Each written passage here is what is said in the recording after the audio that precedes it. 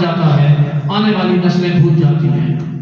مگر یہ اس فیملی کا کمال ہے کہ انہوں نے نسل در نسل اس کو یاد کر رکھا ہے۔ آج ایک اور چیز بڑی خوبصورت میرے سامنے آئی ہے۔ حسن بیٹا کدھر ہے؟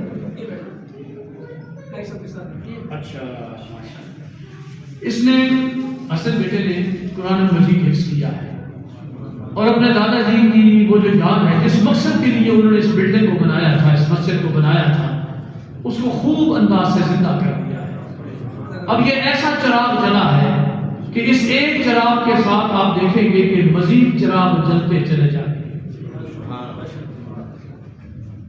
اچھا، ایک میں بات آپ کو بتا دوں،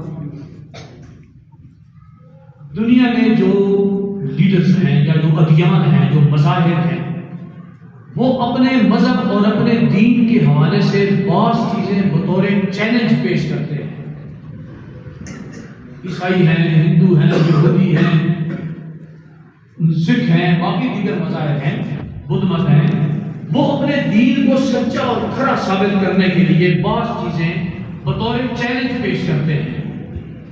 اور آپ یقین کریں، پوری دنیا میں ادیان کا مطالعہ کریں تو سارے کے سارے چیلنج لوگوں ادیان کے فیل ہوتے چلے گئے، مگر آپ کا دین، ہمارا دین، دین اسلام، اس نے دو ایسے چیلنج کیے ہیں۔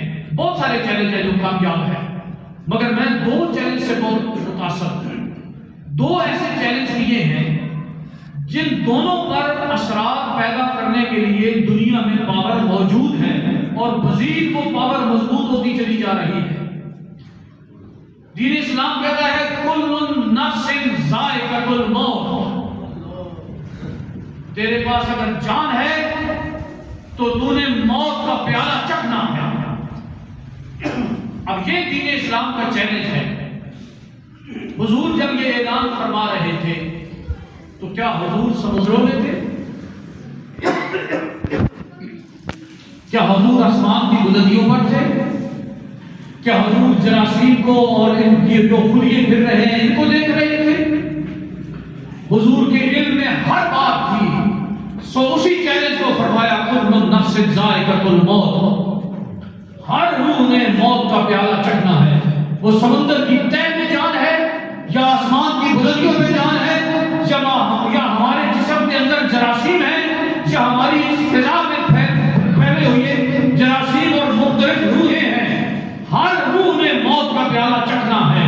اور آج تک سائنس کمال تک پہنچ چکی، انسانی علم کمال تک پہنچ چکا، مگر اس چیلنج کو کوئی ناکام نہ کر سکا۔ دوسرا چیلنج قرآن مجید نے کیا اور حضور نے اس کا اعلان فرمایا۔ خدا کی ہر بات نبی مصطفیٰ صلی اللہ تعالی علیہ وسلم کے لبوں سے نکلتی ہے۔ حضور جو کہتے ہیں وہ خدا کی بات ہے، خدا کی جو بات ہے وہ حضور کی زبان سے پتہ چلتی ہے۔ ہمیں کیا خبر خدا کدھر ہے، ہمیں کیا پتا خدا کہاں ہے،